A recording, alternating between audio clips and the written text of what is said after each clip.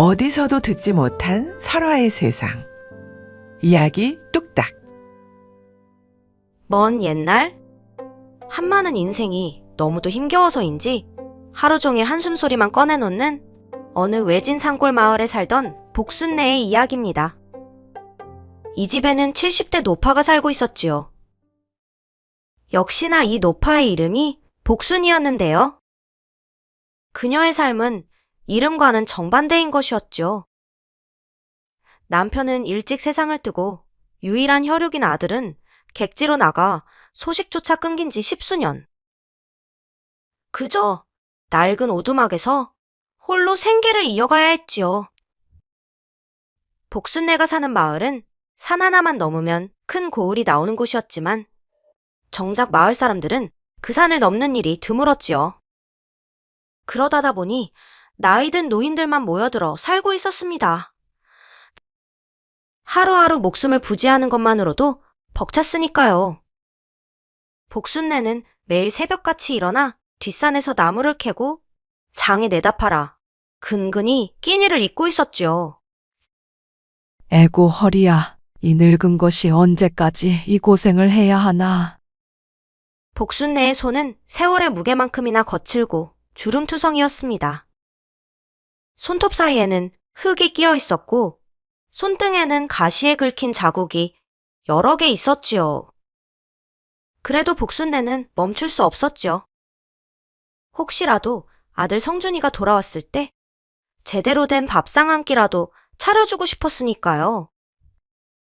우리 성준이가 돌아오면 콩자밥만 해줄 순 없지. 제대로 된 고깃국에 나물 반찬에. 아이고, 또 이러고 있네. 복순네는 혼잣말을 하다가 스스로 쓴웃음을 지었지요. 마을 사람들은 복순네를 볼 때마다 안타까워했지요. 저 양반 참 기구한 팔자요. 남편도 일찍 여의고 아들은 소식도 없고. 그러게 말이오. 근데 아들 녀석이 참 야속하지 않나. 10수년을 그렇게 소식 없이 있다니. 쉿, 복순네 들으면 서운해한다. 저희는 아들이 분명 사정이 있어서 그런 거라고 믿고 있으니까.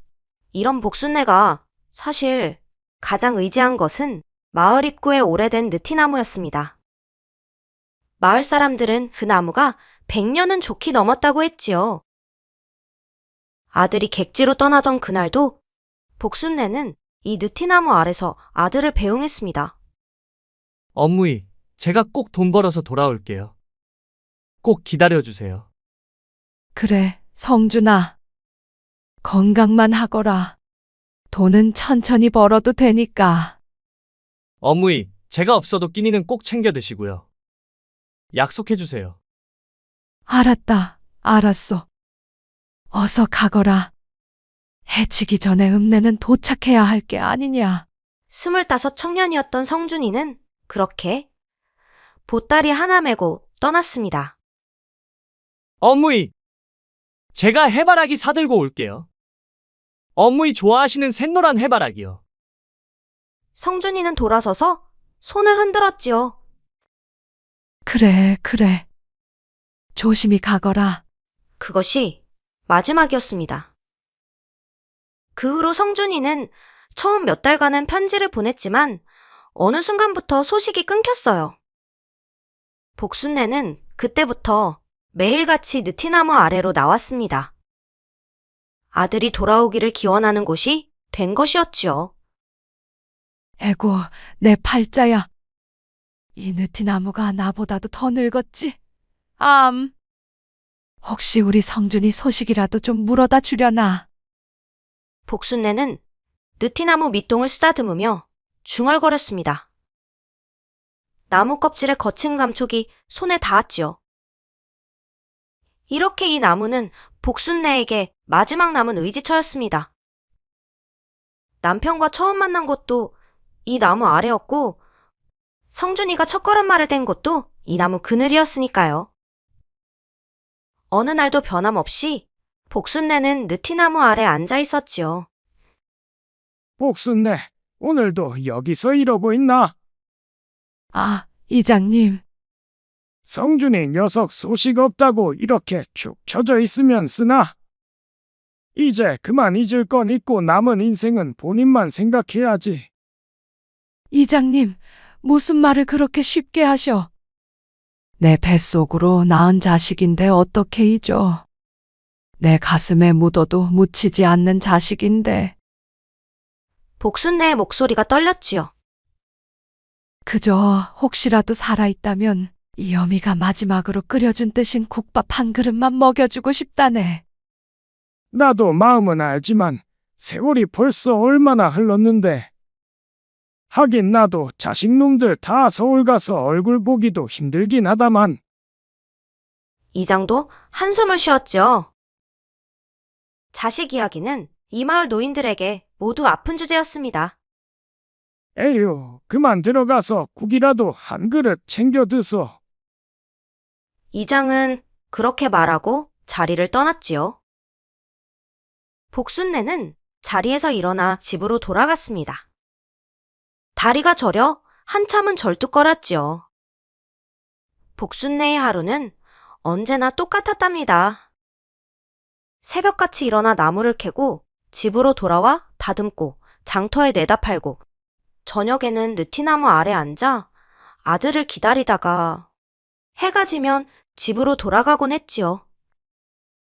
헌데 어느 날 저녁, 복순네는 집에 돌아와 저녁 준비를 하고 있었습니다. 복순네는 아들 성준이 밥상에 올랐던 콩자반을 할 때마다 눈물을 글썽였지요. 팔팔팔 콩이 볶아지는 소리가 부엌에 울렸습니다. 콩자반을 보면 옛날 가난해서 늘 콩자반만 해주던 그 시절이 떠올랐기 때문이었죠. 어머니, 난 이 콩자반이 세상에서 제일 맛있어요. 이거면 됐지 뭐. 어린 성준이의 목소리가 귓가에 맴돌았습니다. 에고, 내 새끼. 이 어미가 나중에 돈 많이 벌어서 고깃국 매일 끓여줄게.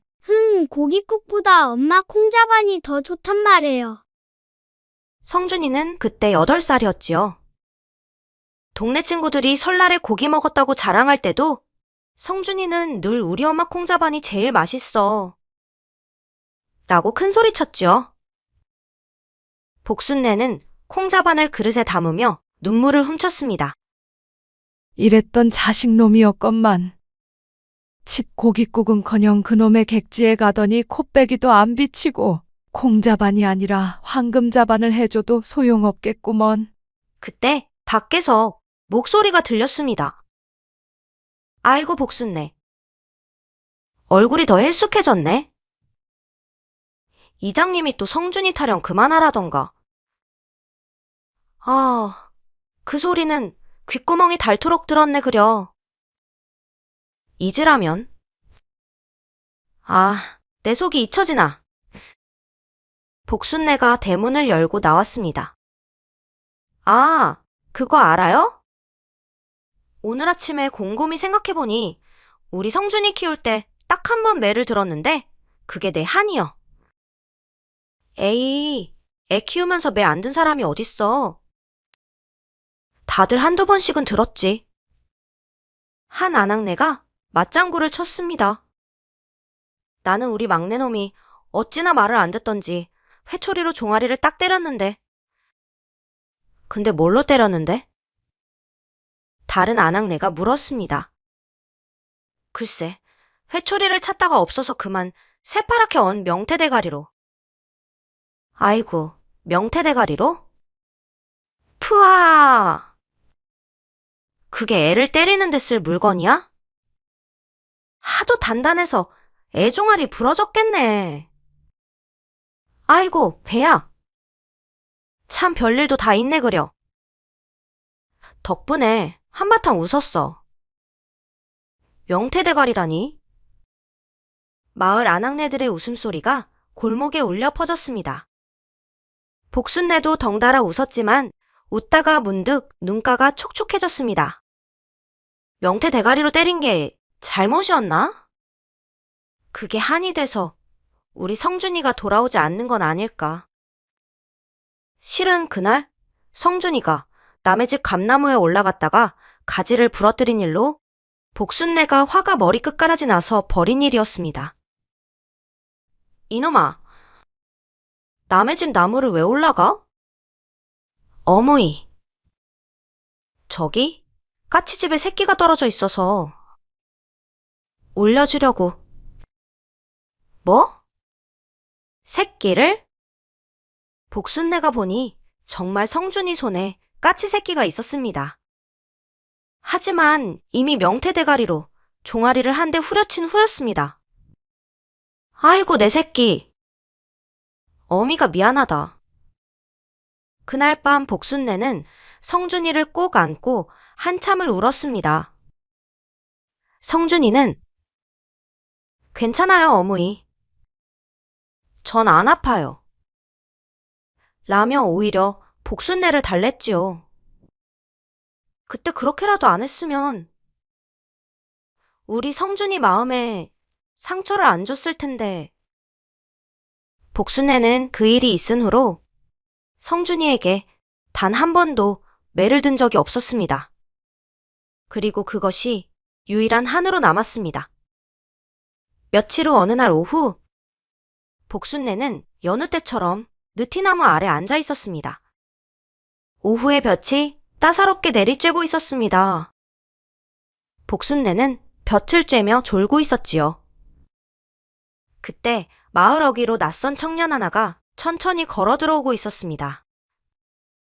30 중반쯤 되어 보이는 남자였는데 등에 커다란 보따리를 메고 있었습니다. 그는 행색이 초라했지만 눈빛만은 맑았습니다. 청년은 이리저리 두리번거리며 마을 안을 살폈습니다. 마치 무언가를 찾는 듯 했지요. 마을 우물가에서 빨래하던 아낙네 하나가 청년을 보고 물었습니다. 이보시오, 나그네. 누구를 찾소? 아, 네. 혹시 복순내라는 분이 이 마을에 사신다는데. 복순내? 아, 느티나무집 복순내 말이구만. 저기 마을 입구 느티나무 밑에 앉아 계실 거요? 감사합니다. 청년은 느티나무 쪽으로 걸어갔습니다. 그의 얼굴에는 긴장한 기색이 역력했습니다. 손에는 땀이 배어 있었고 발걸음도 조심스러웠지요. 복순내는 청년의 발소리에 눈을 떴습니다. 어르신, 혹시 느티나무집 복순내 댁이 어디쯤인지 여쭤봐도 될까요? 복순내는 청년을 올려다보았습니다.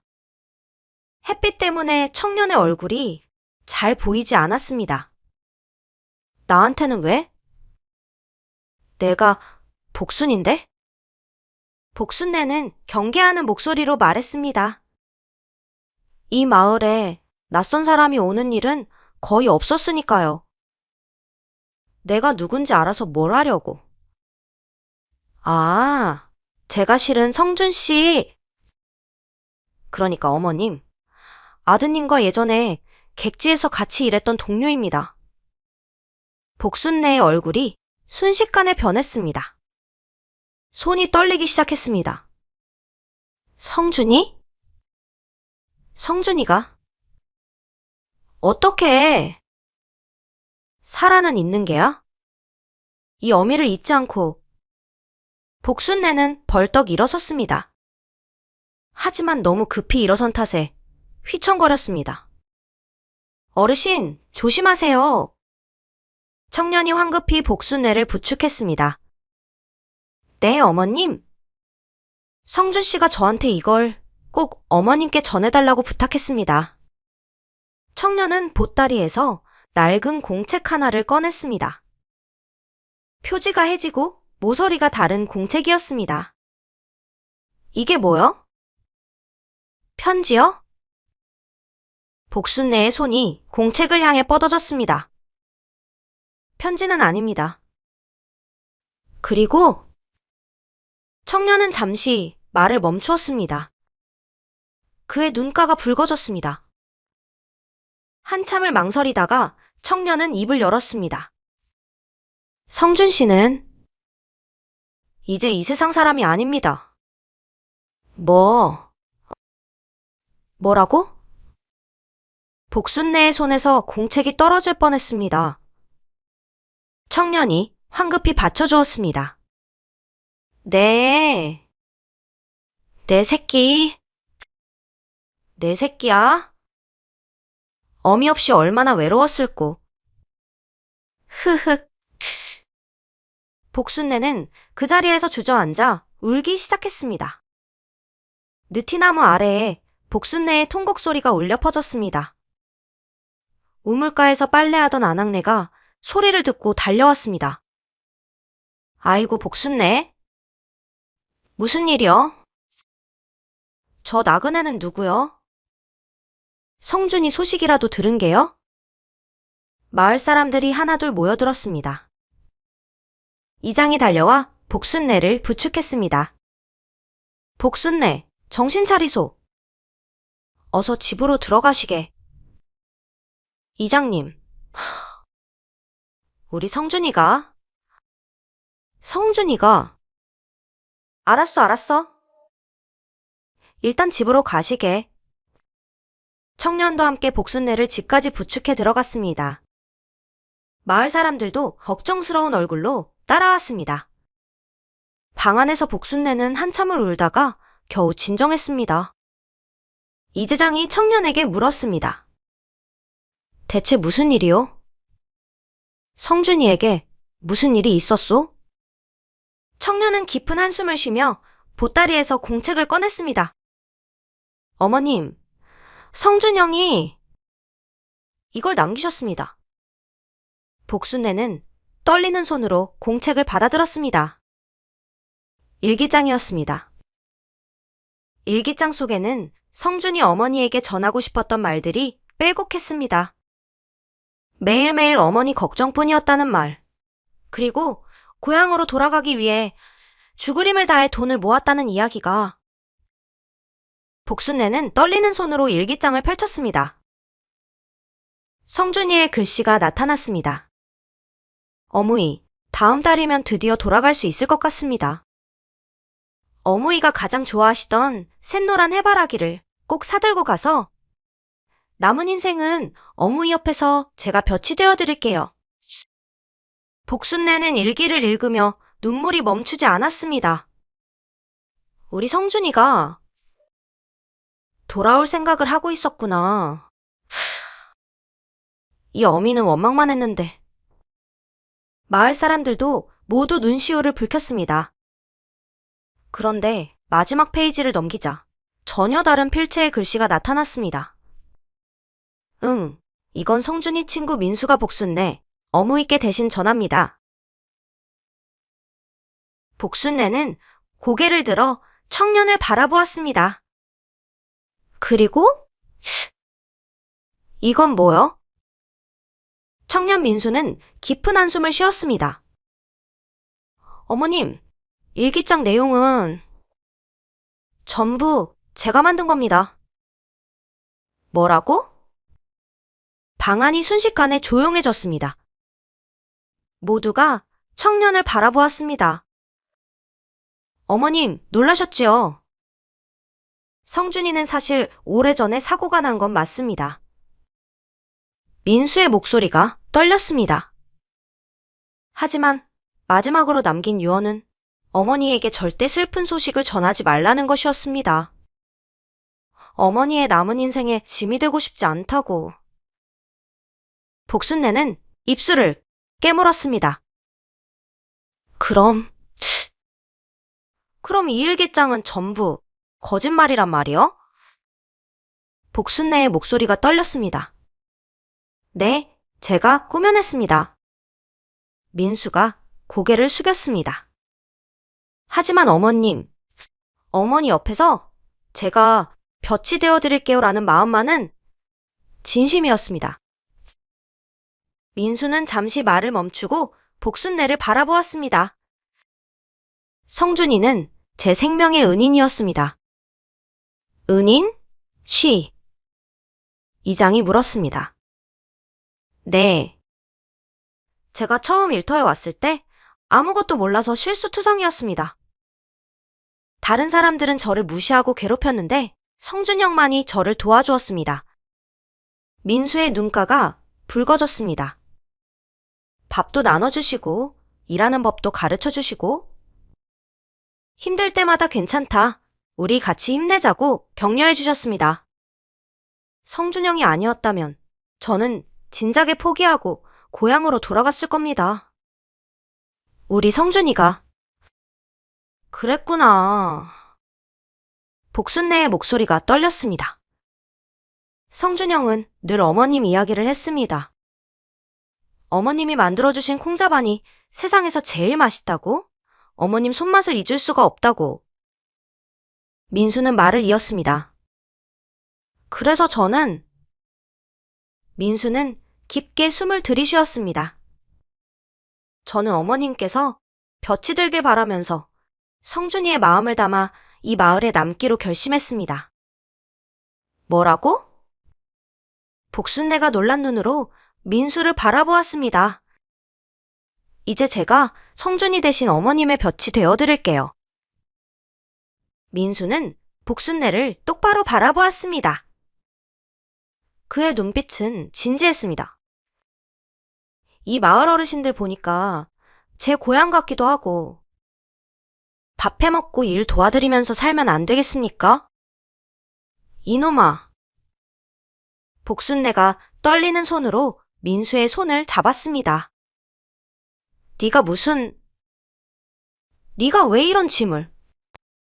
어머님, 이건 짐이 아닙니다. 민수는 복순네의 손을 꼭 잡았습니다. 이건 제가 형에게 받은 은혜를 갚는 길입니다. 그리고 제가 진짜 가족을 찾는 길입니다. 복순네는 한참을 민수를 바라보았습니다. 민수의 눈빛에서 진심이 느껴졌습니다. 이놈아. 이 못된 놈아. 복순네는 민수를 꼭 안았습니다. 그래, 우리 같이 살자. 복순네의 얼굴에 눈물이 흘렀지만 이번에는 미소가 함께했습니다. 우리 볕 좋은 날만 보면서 살자꾸나. 네, 어머님. 내가 오늘부터 네 어미다. 복순네는 울음을 멈추고 청년 민수를 바라봤습니다. 아들을 향한 한은 여전히 남아있었지만 그 한을 걷어내고 기어코 자신의 곁에 내려앉은 따뜻한 새로운 볕을 느꼈습니다. 성준의 바람대로 그리고 민수의 진심대로 복순네의 한많은 인생에 드디어 따뜻한 볕이 들기 시작했습니다. 오래된 느티나무는 그들을 오래오래 지켜보았답니다. 그날 저녁 복순네는 민수를 위해 콩자반을 만들었습니다. 자, 먹어보거라. 우리 성준이가 좋아하던 바로 그 맛이다. 민수는 콩자반을 한 입 먹었습니다. 그리고 눈을 크게 떴습니다. 어머님, 이게... 왜? 맛이 없느냐? 아닙니다. 너무 맛있습니다. 민수의 눈에 눈물이 고였습니다. 성준이 형이 왜 그렇게 이 콩자반을 그리워하셨는지 이제 알겠습니다. 이 맛 속에 어머님의 사랑이 다 들어있네요. 해구 이놈아. 울긴 왜 울어? 어서 많이 먹어. 복순네도 눈물을 훔쳤습니다.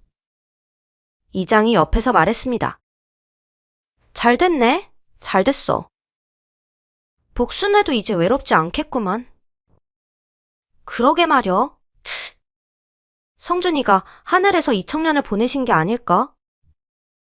마을 사람들도 기뻐했습니다. 그날 밤 복순네는 오랜만에 편안하게 잠들었습니다. 옆방에서는 민수가 자고 있었습니다. 성준아, 네가 좋은 사람을 보내줬구나. 이 어미가 이제는 내 걱정 말고 편히 쉬렴. 어미도 이제 괜찮단다. 복순네는 성준이의 일기장을 가슴에 안고 잠들었습니다. 다음 날부터 민수는 마을 일을 돕기 시작했습니다. 복순내가 나무를 캐러 가면 함께 따라가서 무거운 짐을 들어주었고 집안의 고장난 곳들을 고쳤습니다. 어머님, 이 문짝이 삐걱거리네요. 제가 고쳐드릴게요. 아이고, 고맙다. 그 문짝이 몇 년째 저 모양이었는데 지붕도 몇 군데 새는 것 같던데. 내일 고을에 가서 기와 좀 사올게요. 에구, 미안하구나. 네가 여기 와서 고생만 하는구나. 무슨 말씀을 하세요, 어머님? 이게 제가 할 일인걸요. 마을 사람들도 민수를 좋아하게 되었습니다. 저 청년 참 착하네. 복순내가 복을 타고났어? 그러게 말여. 성준이가 못다한 효도를 저 청년이 대신하고 있네. 이장도 민수에게 말했습니다. 자네 참 기특한 청년일세. 아무나 할 수 있는 일이 아니네. 아닙니다, 이장님. 저야말로 가족을 얻게 되어 감사할 따름입니다. 민수는 진심으로 말했습니다. 어느 날 저녁, 복순내와 민수는 느티나무 아래 앉아 있었습니다. 석양이 아름답게 지고 있었습니다. 민수야. 네, 어머님. 고맙다. 정말 고맙다. 무슨 말씀을 하세요? 우리 성준이를 대신해서 이엄이 곁에 와줘서. 복순내는 민수의 손을 잡았습니다. 나는 성준이가 돌아오지 못하는 게 늘 한이었다. 마지막으로 따뜻한 밥 한 끼 못 차려준 게 한이었고 사랑한다는 말 한마디 못 해준 게 한이었지. 어머님, 근데 네가 와서 그 한이 조금씩 녹는 것 같구나. 성준이가 내 모습으로 돌아온 것 같아서. 복순내의 눈에 눈물이 고였습니다. 복순내의 눈에 눈물이 고였습니다. 복순내의 눈에 눈물이 고였습니다. 성준이는 못 돌아왔지만 성준이의 마음은 내가 가져다 줬어. 그것만으로도 이 어미는 충분하다. 어머님, 저야말로 감사합니다. 어머님을 만나서 제 인생이 의미를 찾았습니다. 민수도 눈물을 흘렸습니다. 성준이 형은 늘 말했습니다. 내가 어머니한테 볕이 되고 싶다고. 이제 제가 그 볕이 되겠습니다요. 고맙다, 아가. 복순내는 민수를 꼭 안았습니다. 마치 성준이를 안는 것처럼.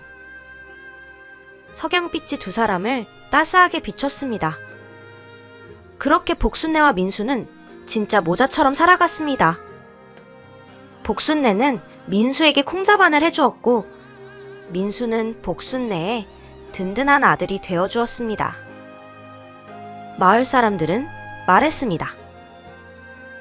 복순내가 이제야 볕을 보는구만. 그러게 말여. 평생 고생만 하시다가 이제야 편안한 날을 맞이하시네. 복순내는 가끔 느티나무 아래 앉아 하늘을 바라보며 말했습니다. 성준아, 어미는 이제 괜찮단다. 내가 보내준 민수가 잘 돌봐주고 있어. 넌 그곳에서 편히 쉬렴. 그리고 사랑한다, 내 아들아. 바람이 불면 느티나무 잎들이 바스락거렸습니다. 마치 성준이가 대답하는 것 같았습니다. 그렇게 복순내의 인생에는 늦었지만 따뜻한 볕이 들었고 그 볕은 복순내가 세상을 떠날 때까지 계속되었답니다. 그럼 여기까지. 다음 시간에도 감동 어린 이야기로 찾아올 것을 약속드리면서 오늘 얘기 들으신 분들 모두 행복의 나라로 뚝딱! 재미있는 설화의 세상, 이야기 뚝딱! 오늘도 즐거우셨다면 좋아요와 구독 부탁드립니다. 축하드려요. 그럼 다음 시간에 또 만나요.